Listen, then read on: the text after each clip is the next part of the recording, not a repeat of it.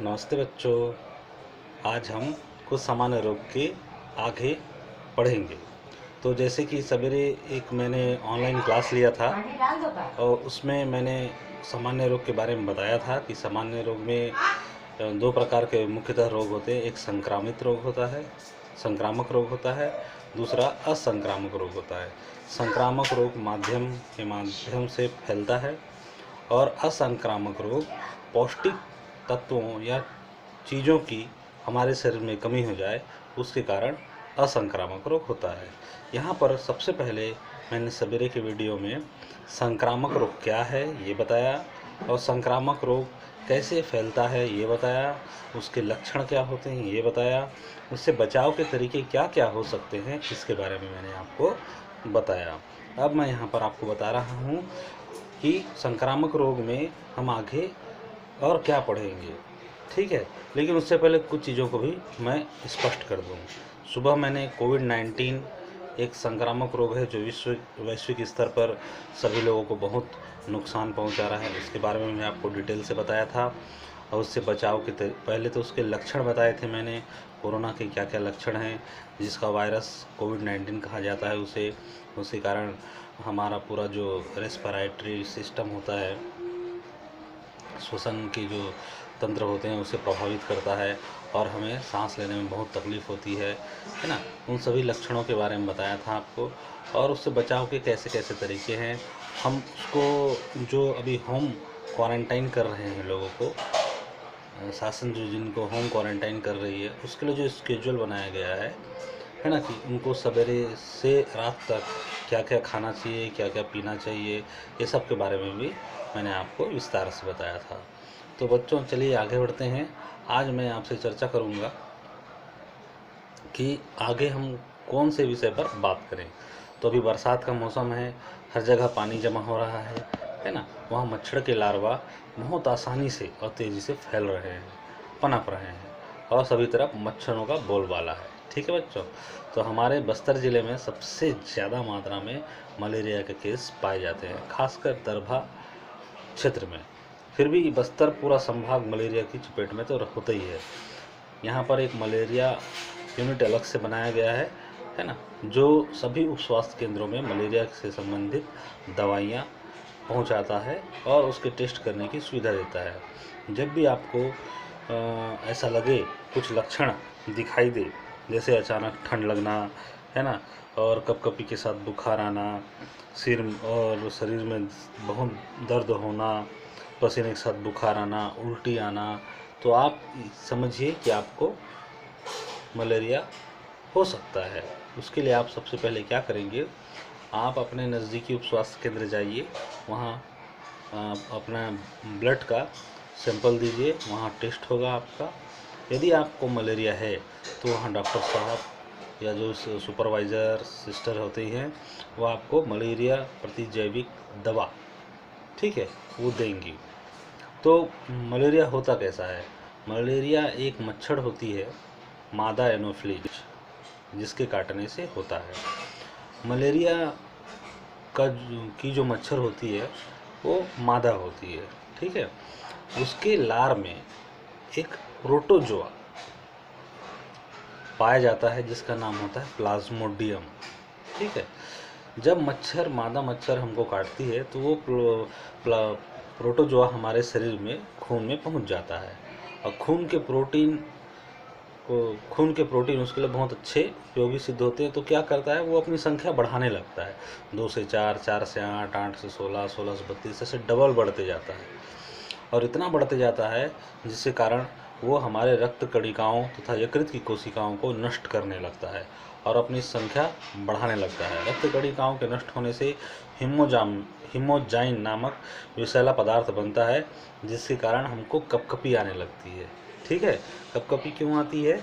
जब रक्त कणिकाएं नष्ट होती हैं तो हीमोजाइन नाम का एक विषैला रसायन बनता है शरीर में, जिसके कारण भारी मात्रा में एकदम ठंड लगने लगता है। इसी के कारण हमको कपकपी होती है, ठीक है। इसी कारण मलेरिया फैलता है। तो मलेरिया किसके कारण फैलता है? एक प्रोटोजोआ है जिसका नाम है प्लाज्मोडियम। ये प्लाज्मोडियम कहाँ होता है? ये मादा एनोफिलीज मच्छर के लार में होता है। जब मादा एनोफिलीज मच्छर हमको काटती है उसके लार से सीधा हमारे खून में पहुंच जाता है और हमारे शरीर में पहुंचकर अपनी संख्या को दुगनी रफ्तार से बढ़ाता जाता है और हम बीमार हो जाते हैं। इस प्रकार से हमको मलेरिया हो जाता है। ठीक है। अब शरीर में जब मलेरिया होता है तो रक्त की कमी हो जाती है, क्योंकि लाल रक्त कणिकाएं को वो प्लाज्मोडियम नष्ट करने लगता है। ठीक है। और मलेरिया का जो बुखार होता है वो तीसरे दिन 2 दिन छोड़कर होता है। आज है, कल नहीं होगा, फिर परसों होगा, तेज होगा, फिर इस टाइप से होते जाता है। रोगी को प्यास बहुत लगती है, चेहरा लाल दिखाई देता है। रोगी की यकृत, शरीर का जो अंग है यकृत और तिल्ली में सूजन आ जाती है, उसका आकार बढ़ जाता है। ये सब लक्षण हैं उसके। ठीक है। अब इससे बचाव कैसे किया जाता है? तो मेरे प्यारे बच्चों, आप सभी को बताने में मुझे हर्ष हो रहा है कि बरसात का समय है। आप सभी घर में मच्छरदानी लगा के सोइए। स्वास्थ्य विभाग ने सभी घरों में दवाई वाली नीली मच्छरदानी या सफ़ेद मच्छरदानी दी है, जिसको हमको दवाई में धो के सुखाना है। तो जनरली हम जब मच्छरदानी सुखाते हैं धूप में सुखाते हैं, लेकिन उस मच्छरदानी को कभी भी धूप में नहीं सुखाना है। जब दवाई लगाए हो या नहीं लगाए हो उसको छांव में सुखाना है, ताकि उसका उसकी जो मच्छरदानी में दवाई का असर बरकरार रहे, बना रहे। ठीक है। तो जब भी आप सोएं मच्छरदानी लगा के सोइए। अपने घर के आसपास पानी इकट्ठा ना होने दें, उसमें मट्टी पाट दीजिए। ठीक है। बर्तन में बिल्कुल पानी नहीं जमा होने दीजिए, है ना। घर के आसपास कटा हुआ टायर हो, टूटा हुआ मटकी हो, उसमें पानी बिल्कुल जमा मत होने दीजिए। घर में शाम के समय, दोपहर के समय, ठीक है, नीम, गांव में तो आसानी से मिल जाता है नीम का पत्ती, बिल्कुल नीम के पत्ती को जलाइए। कोशिश कीजिए यदि आपको नारियल का बूच मिल जाए तो नारियल के बूच और नीम को सुलगा दीजिए, तो धीरे धीरे धीरे धीरे वो जलता रहेगा। नीम की खुशबू से मच्छर भाग जाते हैं। ठीक है। और जहाँ भी हैंड पंप है, ठीक है, जहाँ भी हैंड पंप है उस हैंड पंप से जब हम पानी निकालते हैं तो बचा हुआ पानी बहकर एक जनरली सामान्य तौर पे गड्ढा बना देते हैं, वहाँ इकट्ठा हो जाता है। तो कोशिश कीजिएगा गांव में ऐसे जितने भी गड्ढे हैं वहाँ जो हमारे कार का या मोटरसाइकिल का जला हुआ आयल होता है ना, उसको 2 ढक्कन 3 ढक्कन डाल दीजिए। तो तेल क्या करेगा, पानी जमा हुआ पानी के ऊपर एक परत बना लेगा। ठीक है। जिससे जो भी उसके अंदर कीड़े हैं या मच्छर के लार्वा पनप रहे हैं वो सांस नहीं ले पाएंगे और मर जाएंगे। ठीक है। ये मच्छर की रोकथाम के लिए एक अच्छा उपाय है। इसका ये मतलब नहीं कि तालाब में जाके सीधा तेल डाल दें जला वाला, वैसा नहीं करना है। ठीक है। जहाँ जमा हुआ पानी है ना, वहाँ या तो उसको पाट दीजिए, या पाट नहीं सकते, वो पानी किसी न किसी उपयोग में आता हो, तो उसमें क्या है, जला हुआ ऑयल 2-3 ढक्कन डाल दीजिए, तो उसके ऊपर एक लेयर बन जाता है जिससे छोटे मोटे कीड़े के लार्वे मर जाते हैं। ठीक है बच्चों। तो ये है मलेरिया। ठीक है, मलेरिया। अब इससे थोड़ा ये बचाव के तरीके आपने सीख लिए, कैसा होता है, क्या होता है। विश्व स्वास्थ्य संगठन WHO ने सहायता के लिए मलेरिया रोग से निपटने के लिए एक मलेरिया उन्मूलन राष्ट्रीय कार्यक्रम चलाया, जिसमें एक 600 मिलीग्राम की क्लोरोक्विन की एक टिकिया, है ना, पहले दिन तथा उसके बाद 15 मिलीग्राम की एक टिकिया प्रतिदिन के हिसाब से लगातार 4 दिनों तक दी जाती है। पहले दिन 600 मिलीग्राम की एक टिकिया क्लोरोक्विन की, और उसके बाद 4 दिन 15 मिलीग्राम की एक टिकिया दी जाती है। और आगे कितना देना है वो डॉक्टर डिसाइड करते हैं, निर्धारित करते हैं। उसको आपको डॉक्टर की सलाह से लेना है। ठीक है। जब भी मैं वीडियो बनाऊं और आपसे शेयर करूं, बातचीत करूं, तो आप बुक्स खोलें जैसा मैंने खोल के रखा है। ठीक है बच्चों। इस प्रकार से बुक को हम देखेंगे, पढ़ेंगे, ज़्यादा आसानी से समझेंगे। ठीक है। उसके बाद आता है, अभी बरसात के दिनों में अधिकांश देखिएगा गांव के बच्चे लोग, है ना, जनरली पानी बोरिंग से तो ले आते हैं। ठीक है। कभी कभी नदी का भी पानी आता है, नदी में कुल्ला भी कर लेते हैं। ठीक है। तो नदी के तालाब के पानी में भी कुल्ला कर लेते हैं। तो क्या होता है, एक बीमारी होती है जिसको बोलते हैं पेचिस। अमीबियासिस उसका नाम है। अचानक पेट में मरोड़ होता है, ऐंठन के साथ पतले दस्त होते हैं, यह उसका एक लक्षण है। मरोड़ होगा बहुत पेट में और पतले दस्त होंगे। यह बीमारी गर्मी और बरसात के मौसम में ज़्यादा होती है। इसके फैलने का माध्यम दूषित भोजन तथा जल है।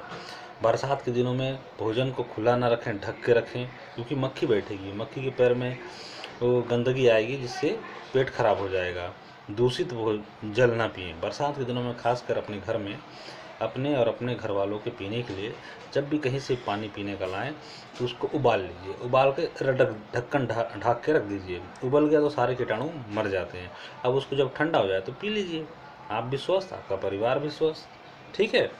उसके बाद यह बीमारी एक सूक्ष्म जीव जिसका प्रोटोजोआ होता है, जिसको बोलते हैं एंट अमीबा हिस्टोलिटिका द्वारा होता है। यह मनुष्य की बड़ी आंत को भोजन के रूप में प्रयोग कर एक विषैला हानिकारक पदार्थ उत्पन्न करता है, जिससे बड़ी आंत के ऊतक नष्ट होने लगते हैं। ये आंत की आंतरिक झिल्ली में पहुंचकर अल्सर, छोटे छोटे छाले या नासूर बड़े बड़े छाले नासूर बना देते हैं, जिसके कारण पेचिस या अमीबियासिस रोग होता है।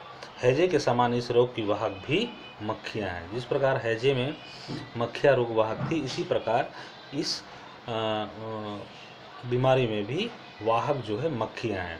मक्खियों के जो पैर होते हैं ना, एकदम बारीक छोटे छोटे, उसमें स्पंज जैसे होते हैं और चिपचिपा पदार्थ जैसा होता है। जब वो किसी चीज़ पे बैठती है ना तो उसके पैर में रोगाणु चिपक जाते हैं, और जब खाने में आके बैठती है, हमारे खाने वाले आने में, तो वहाँ झड़ जाते हैं या वो उस खाने में उतर जाते हैं और वो खाना दूषित हो जाता है।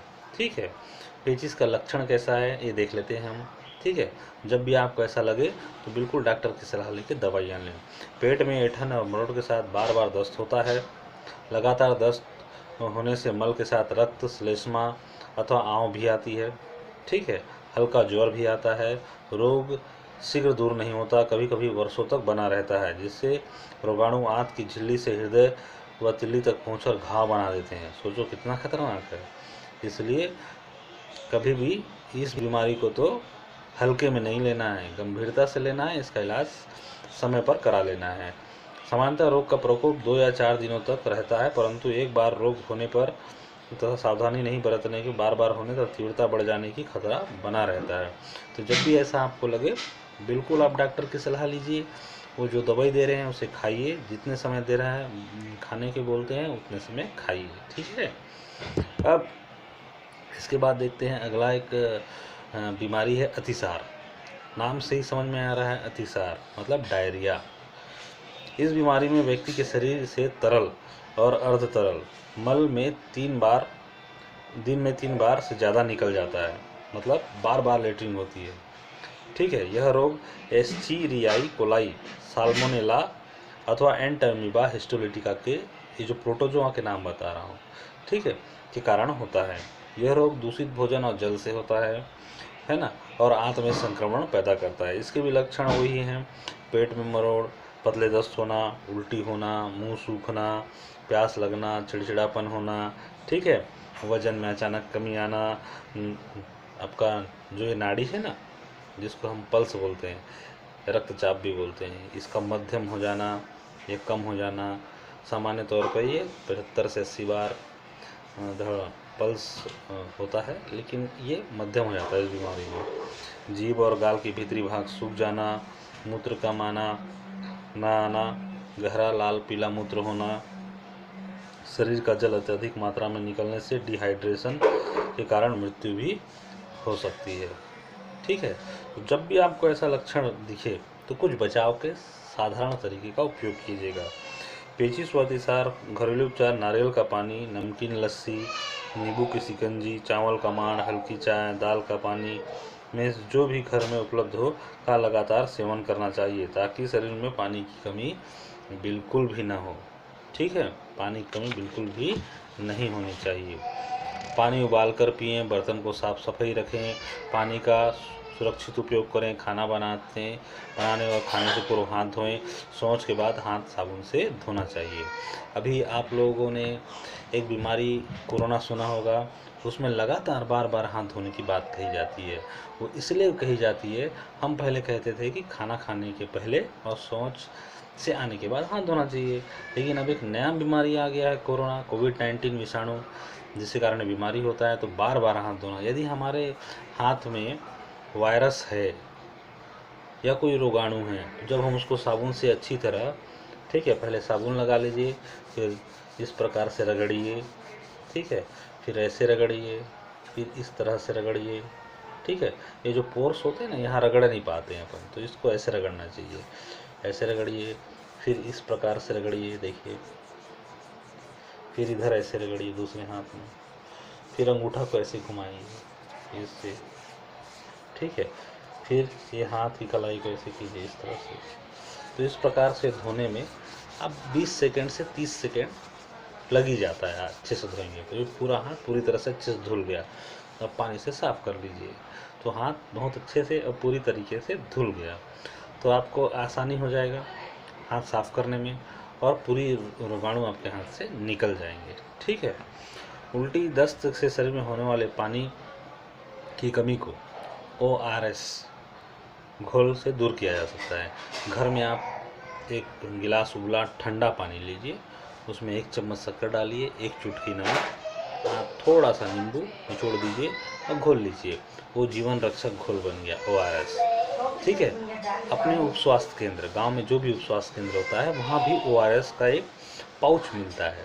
1 गिलास में डालने वाला भी पाउच होता है और 1 लीटर पानी में भी डालने वाला पाउच रहता है। उस पाउच को भी उबला ठंडा साफ पानी में डालिए और लगातार उसका सेवन करते रहिए, पीते रहिए, जिससे शरीर में एक एनर्जी और ताकत बनी रहेगी और शरीर से जो जल निकल गया है मल के द्वारा, दस्त के द्वारा, उसकी भरपाई हो जाएगी और आपका शरीर कमज़ोर महसूस नहीं करेगा, स्वस्थ महसूस करेगा और आप लगातार दवाइयों का उपयोग करते रहेंगे, जिससे आपका शरीर जल्दी से जल्दी स्वस्थ हो सके, ठीक है।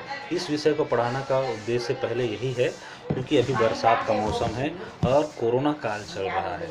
तो कोरोना काल में वायरस ने ऐसा महामारी फैलाया है, लोगों को नचा रहा है, घर में बिठा दिया है, ठीक है। तो क्या करें भैया, घर में रहिए, सुरक्षित रहिए, जब आवश्यकता हो तो ही घर से बाहर निकलिए, मास्क का प्रयोग कीजिए, दूसरे व्यक्ति को कोरोना है ये समझिए और उससे 2 मीटर की दूरी, मतलब 6 फीट की दूरी बना के रखिए।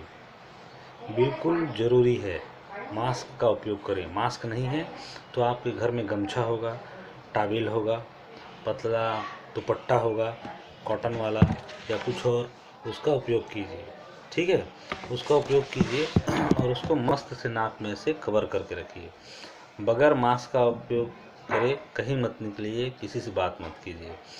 जान है तो जहान है, ठीक है। तो बिल्कुल बहुत सारी सावधानियों का उपयोग कीजिए और अपना जीवन को सुरक्षित और अपने परिवार के लोगों के जीवन को सुरक्षित रखिए, ठीक है। इसके बाद एक बीमारी है जिसको बोलते हैं हाथी पाँव, फाइलेरिया या फाइलेरियासिस।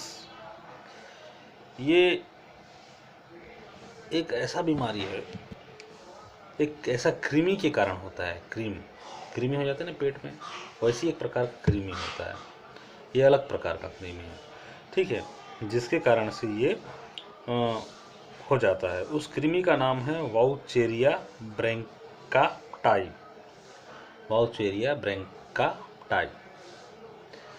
तो ये एक कृमि है जो मच्छर के काटने से होता है। उस मच्छर का नाम है क्यूलेक्स मच्छर। क्यूलेक्स मच्छर जब काटता है तो कृमि हमारे शरीर में पहुंच जाता है और शरीर में पहुंच जाता है और सीधा पहुंचता है पैर में। उस कृमि का जो खाने का जो अंग है हमारे शरीर में, वो पैर है। वो पैर में पहुंच जाता है कृमि और क्या करता है कृमि, पैर में जीवित अवस्था में ये कृमि लिम्फ वाहिनियों को एवं ग्रंथियों में प्रवेश कर हानिकारक उपापचयी पदार्थ का स्राव करता है, छोड़ता है। उपापचयी पदार्थ का स्त्राव करते जाता है, जिसके कारण लिम्फ वाहिनी की कोशिकाएं बढ़ जाती हैं, विभाजित हो जाती हैं इनकी, जिससे ये इनकी अपनी गुहाओं को बंद कर देती है, जिससे खुजली होती है। धीरे धीरे पैर मोटा हो जाता है और मोटा होके ये हाथी पांव रोग कहलाता है। जब भी आप किसी व्यक्ति का पैर जरूर से ज़्यादा मोटा देखें तो समझ लेना उसको क्यूलेक्स मच्छर ने काटा है और उस कृमि ब्रैंकियोप्टाई वाउचेरिया ब्रैंकियोप्टाई ने कृमि ने उसको बहुत ही बुरी तरह से हानि पहुंचाया है, जिसके कारण उसका पैर हाथी पांव में बदल गया है। अभी स्वास्थ्य विभाग में इस प्रकार की दवाइयां आ गई हैं कि आप इन चीज़ों से बच सकते हैं। पहले ऐसी व्यवस्था नहीं थी और दवाइयों की खोज भी नहीं हुई थी, लेकिन अब डरने की बात नहीं है। अब ऐसे दवाइयां भी उप स्वास्थ्य केंद्र में उपलब्ध हैं। रोगी को इसके लक्षण देख लेते हैं। रोगी को बुखार आता है तथा खुजली होती है पैरों में, सिर्फ पैरों में, पिंडलियों में। यकृत, प्लीहा, अंडकोश, पैर आदि फूलकर रसौली बना लेती हैं।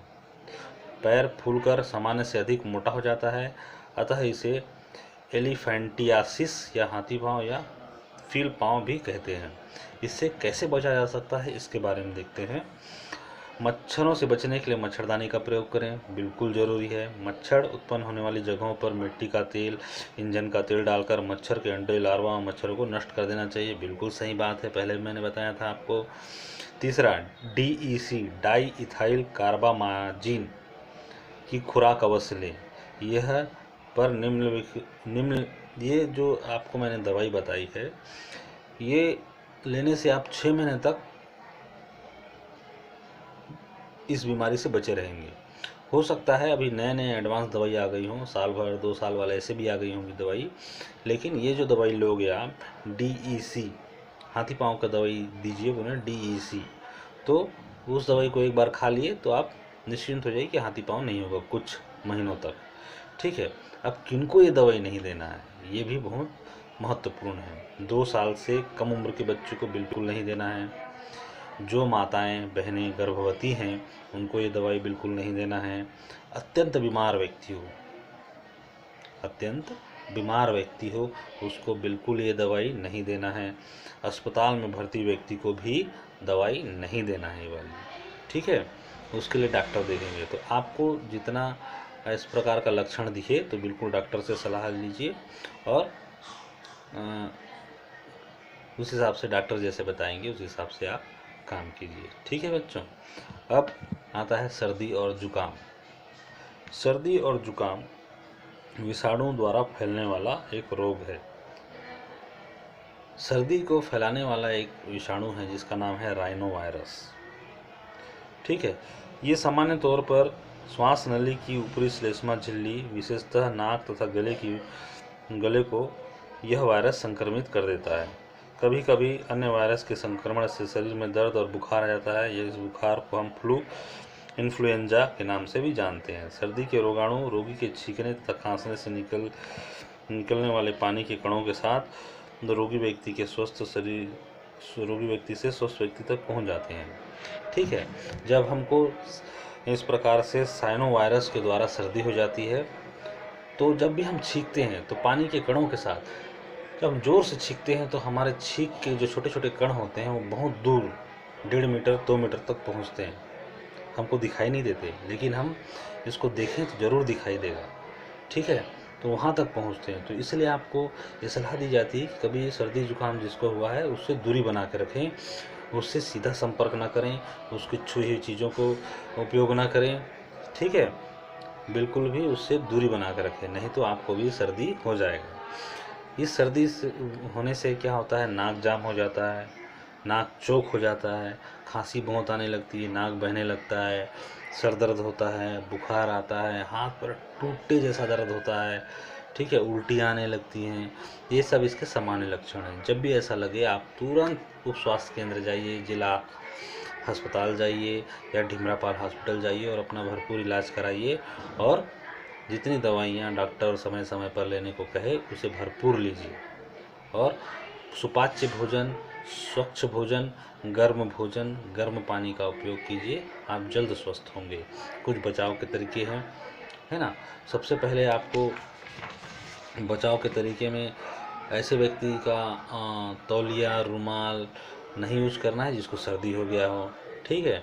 दूसरा है कि जब उनके जिसको सर्दी हो गया हो उनके कपड़े उनके तौलिया रुमाल को धो के डेटॉल पानी में धो के अच्छी से धो के धूप में सुखा दीजिए।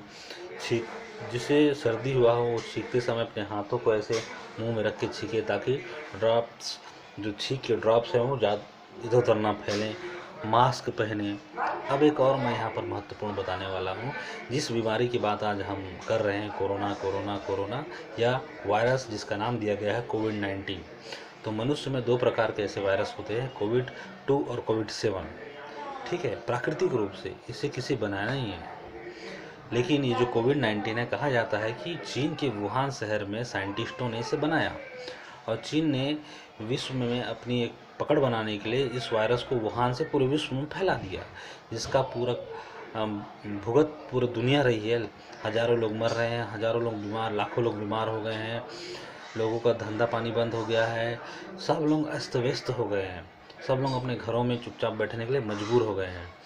तो ये कोरोना वायरस जो है इसी प्रकार सर्दी के ही वायरस के जैसा है, लेकिन सर्दी के वायरस से 100 से 200 से 1000 गुना पावरफुल है।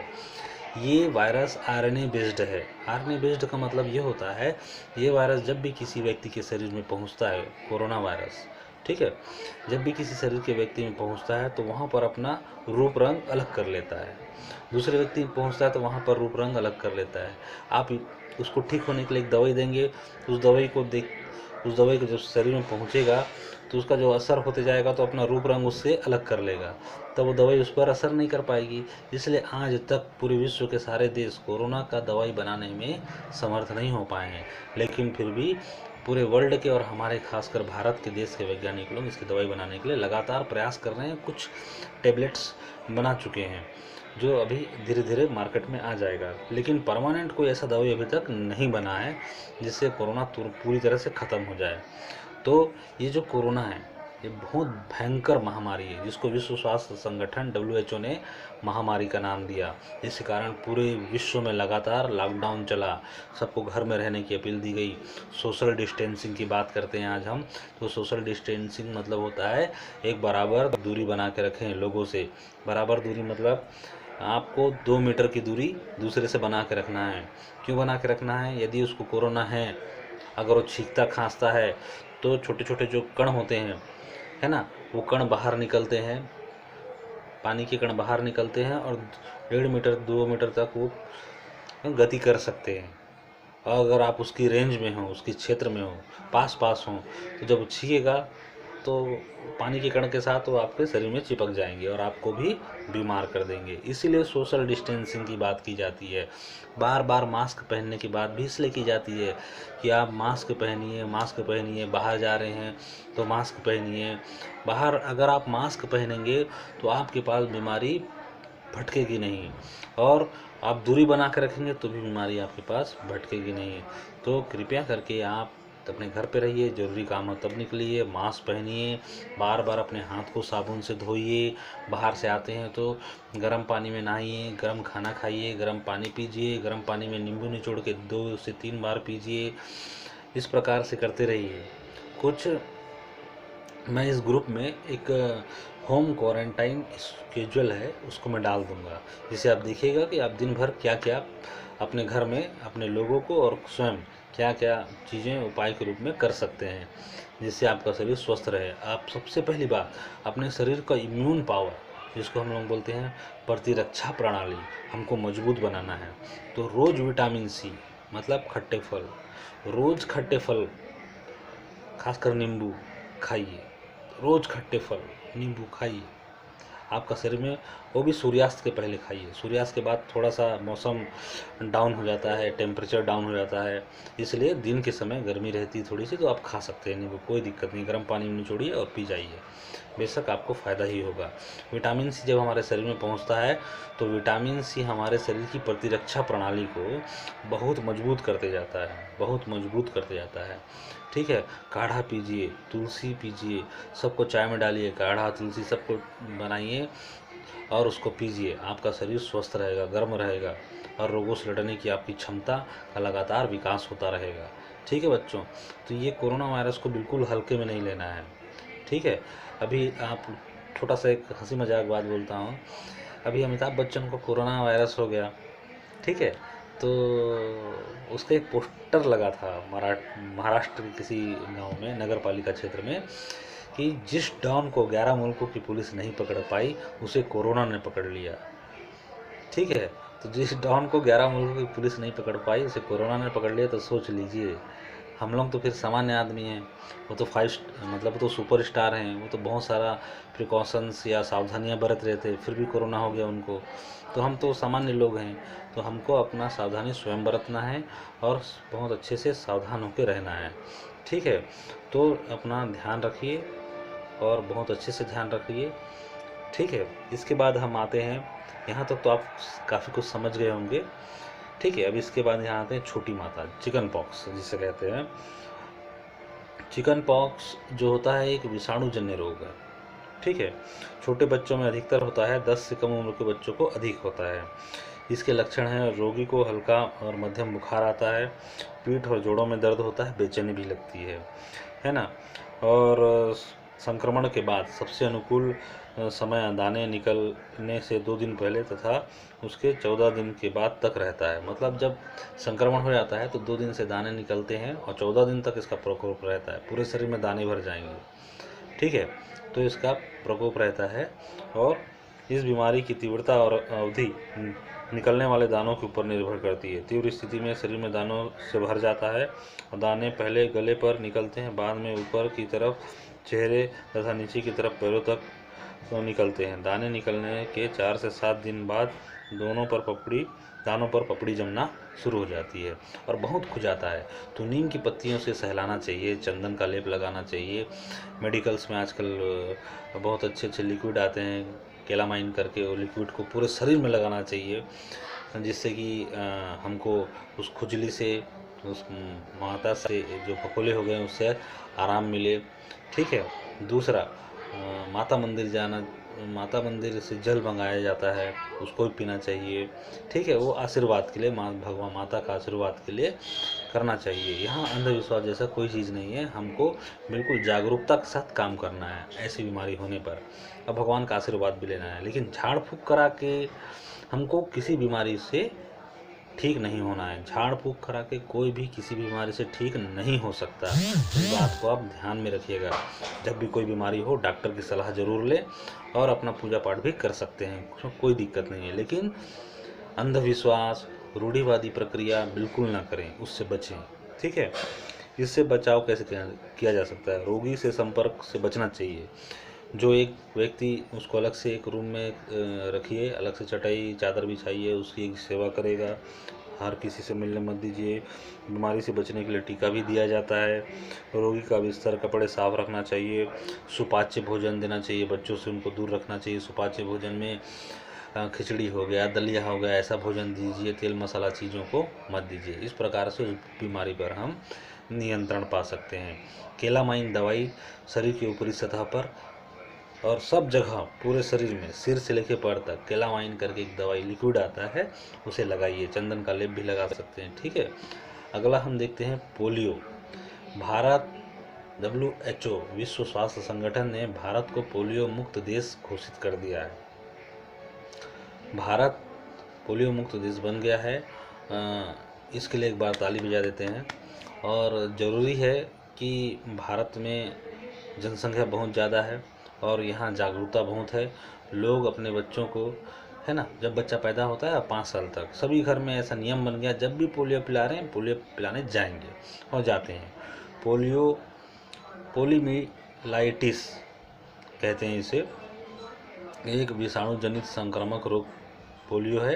ये इतना छोटा होता है कि सुई की नोक में, सुई देखें आप लोग, सुई की नोक में 1 करोड़ पोलियो के विषाणु आ सकते हैं। इतना छोटा होता है। इसे इलेक्ट्रॉन सूक्ष्मदर्शी से देखा गया।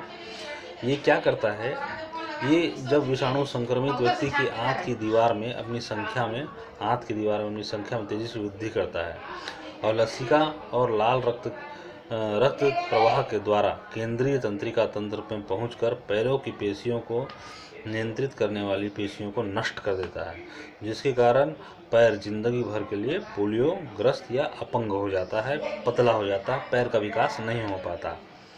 पोलियो का वायरस रोगी की विष्ठा में होता है तथा विष्ठा मतलब मल, ठीक है, मल में होता है और उसके वाहक मक्खियाँ होती हैं। मक्खियाँ लेटरिन में बैठती हैं, वो उड़ के आके भोजन में बैठती हैं, खाद्य पदार्थों में बैठती हैं, जिससे कि वो विषाणु खाद्य पदार्थों से में पहुंच जाता है और हम उसे खाते हैं, जिससे हमारा भी आंत में वो विषाणु पहुंच जाता है, वहाँ आंत को इन्फेक्ट करता है ना, संक्रमित करता है, वहाँ से तंत्रिका तंत्र में पहुंचता है और पैरों को नियंत्रित करने वाली तंत्रिका तंत्र को क्षतिग्रस्त कर देता है और जिससे पैरों का विकास नहीं हो पाता, पैर पतले के पतले रह जाते हैं, उसे पोलियो कहते हैं। ठीक है बच्चों, तो हमेशा ध्यान रखिए, इसीलिए भारत सरकार ने हर गांव में शौचालय का निर्माण करवाया है और आप लोगों को भी ये सलाह दी जाती है कि शौच करने जब भी जाएं शौचालय में ही जाएं, बाहर ना जाएं। ठीक है, शौचालय में शौच करने का फ़ायदा बहुत है, आपके गांव में, आपके घर के आसपास बीमारी कम होगा। ये धारणा बिल्कुल मत बनाएं कि हमको खुले में ही मज़ा आता है, ये गलत बात है। मज़ा के कारण सज़ा भी हो जाता है और सज़ा एक को नहीं पूरे गांव को भुगतना पड़ता है। ठीक है, इस विषय में किसी दिन और एक क्लास लूँगा, लेकिन आज इस विषय को आप समझिए कि खुले में शौच बिल्कुल भी ना करें। ठीक है, अब पोलियो के लक्षण क्या क्या हैं? जुकाम के साथ बुखार आता है, उल्टियाँ होती हैं, बुखार के कारण गर्दन अकड़ जाती है, मांसपेशियाँ सिकुड़ जाती हैं, कार्य करना बंद कर देती है, जिससे दर्द बना रहता है। कुछ समय बाद रोगी के पैरों की मांसपेशियाँ कमज़ोर हो जाती है, उससे ढंग से रोगी खड़ा नहीं हो पाता है। ठीक है, इस प्रकार से ये पोलियो होता है, पोलियो के लक्षण हैं। बचाव के तरीके: बच्चे को जन्म से तुरंत बाद ओरल पोलियो वैक्सीन पिलाना चाहिए। रोगी के मलमूत्र का सही ढंग से निपटारा या संधारण करना चाहिए, निपटारा करना चाहिए। लकवाग्रस्त पैर का उपचार तुरंत कराना चाहिए। ठीक है, पल्स पोलियो: भारत में ओरल पोलियो वैक्सीन पिलाई जाती है, जो पल्स पोलियो राष्ट्रीय अभियान पल्स पोलियो कहा जाता है। साल में 2 बार इस अभियान को चलाया जाता है, जिसमें जो बच्चा जन्म हुआ है वहाँ से 5 वर्ष तक सारे बच्चों को ये पोलियो की दवा पिलाई जाती है और पिलाना भी चाहिए। अभी भी जब भी पिलाएंगे सरकार, तो आप अपने घर के आसपास छोटे बच्चों को ज़रूर पिलाइए। अगला है अगला हम बीमारी की बात करते हैं। अगली बीमारी के बारे में हम इतने सारी बीमारी के बारे में क्यों बात कर रहे हैं बच्चों, मालूम? क्योंकि कहीं ना कहीं हमको इन बीमारियों के बारे में जानना ही होगा।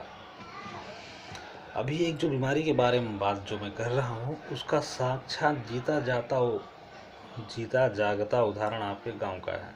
उसकी कहानी बताऊंगा आपको। रेबीज, हाइड्रोफोबिया जिसे कहते हैं।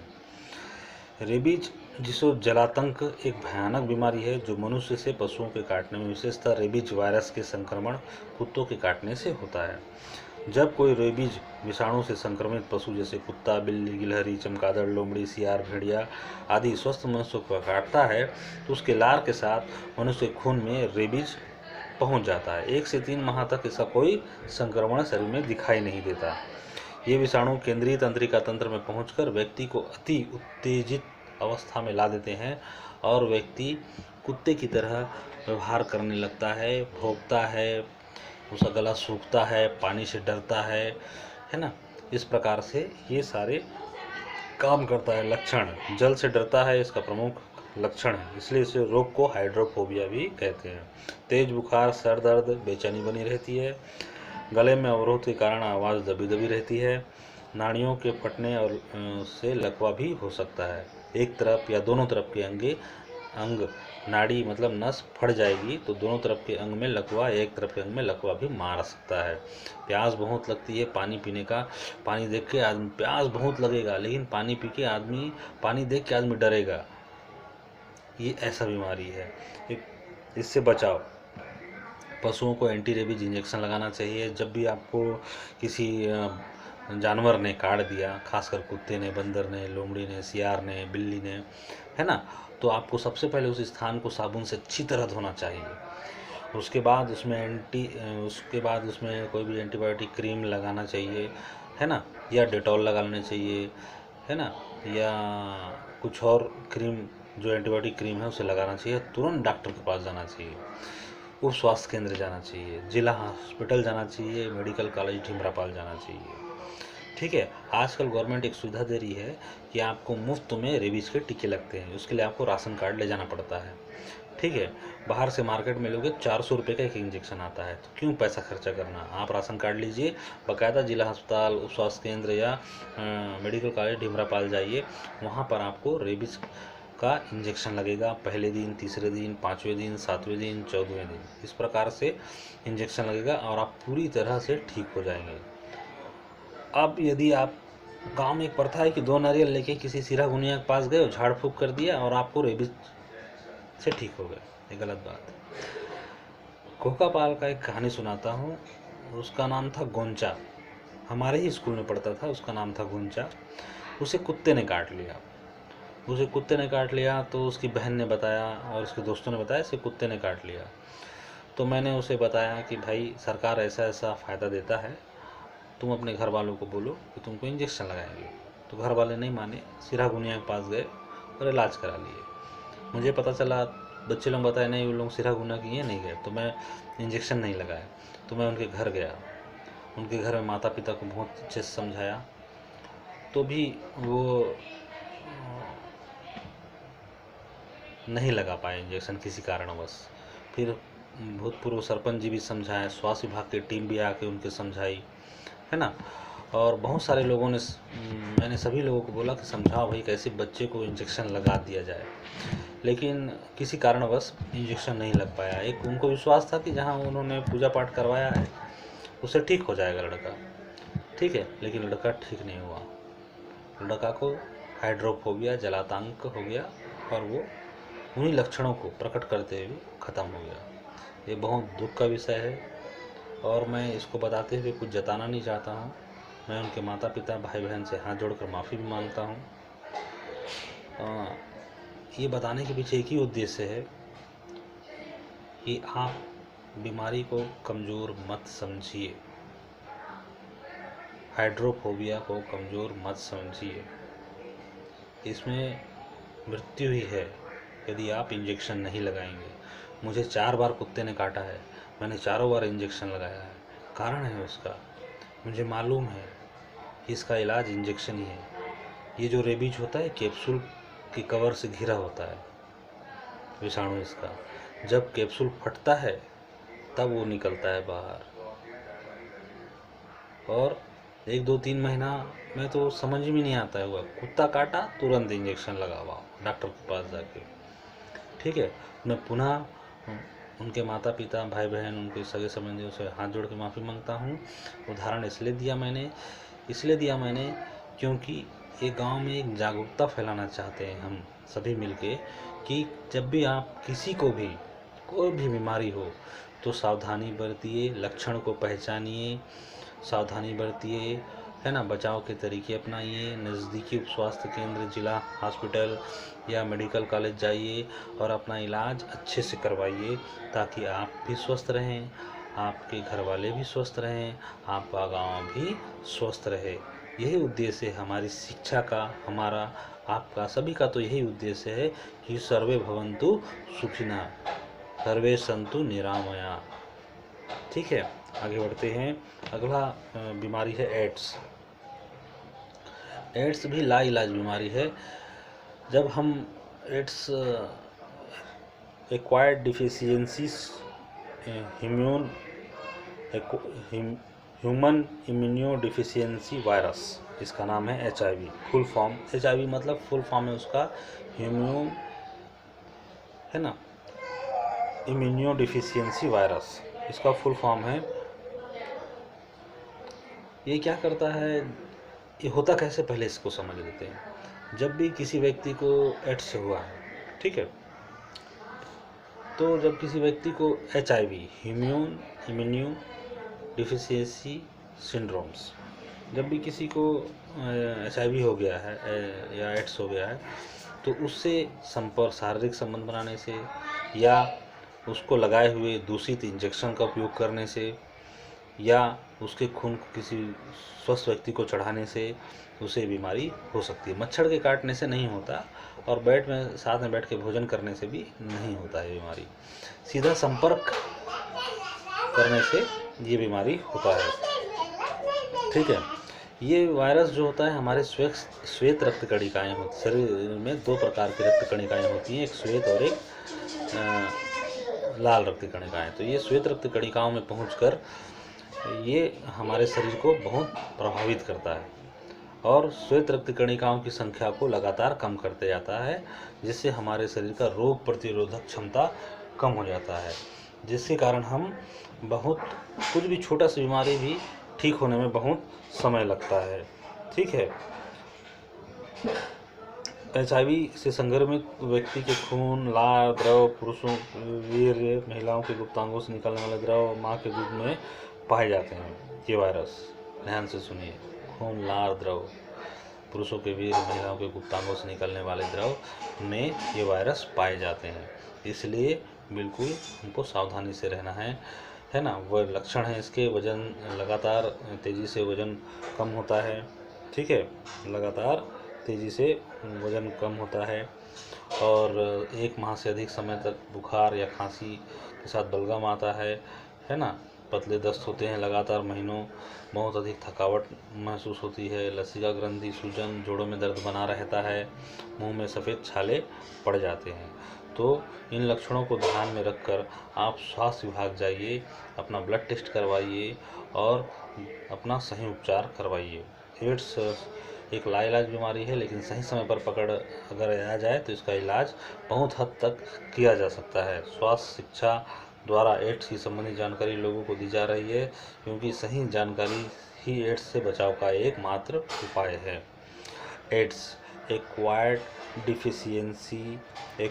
इम्यूनो डिफिशियंसी सिंड्रोम एड्स का फुल फॉर्म है, और HIV का है ह्यूमन इम्यूनो डिफिशियंसी सिंड्रोम, ठीक है। ये वायरस जनित रोग है, ठीक है। तो हमको बहुत सावधानी से इन बीमारियों से बचना चाहिए, इन बीमारियों से लक्षणों को पहचानना चाहिए और बीमारियों के खिलाफ हमको काम करना चाहिए, मतलब बचाव के तरीके अपनाना चाहिए, ठीक है। अगला है पीलिया।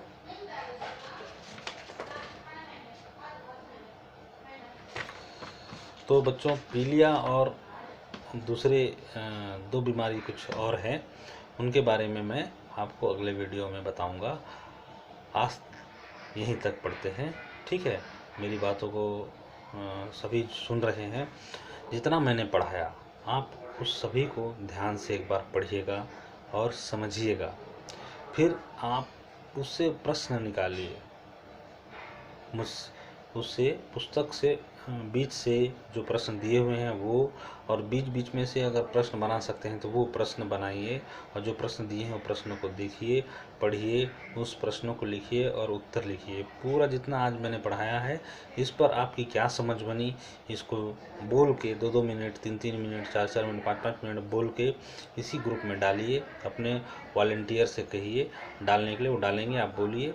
आप इस का होमवर्क बनाइए, जितना भी मैंने पढ़ाया है आप उसको पार्ट बाई थोड़ा थोड़ा आपको जितना समझ बन पा रहा है उसमें आप उसको लिखिए, उसके बारे में लिखिए, क्या समझ पा रहे हैं उसके बारे में लिखिए। कोई प्रश्न आपको बन रहा है, जैसे एड्स क्या होता है, ठीक है, मलेरिया किससे काटने से होता है, उसके प्रोटोजोआ का नाम क्या है, हमें सावधानी कैसी बरतनी चाहिए, लक्षण क्या क्या होते हैं, ऐसे प्रश्न बनाते जाइए। और जो पुस्तक में दिए गए हैं प्रश्न वो उनको लिखिए और उत्तर भी लिखिए जो आपकी समझ बनी है, और उसको अपने वॉलंटियर को दिखाइए।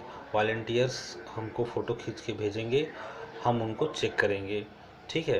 वीडियो बना के भेज सकते हैं, ठीक है। अगली क्लास कर लेंगे, तब तक के लिए धन्यवाद, गुड नाइट, शुभ रात्रि।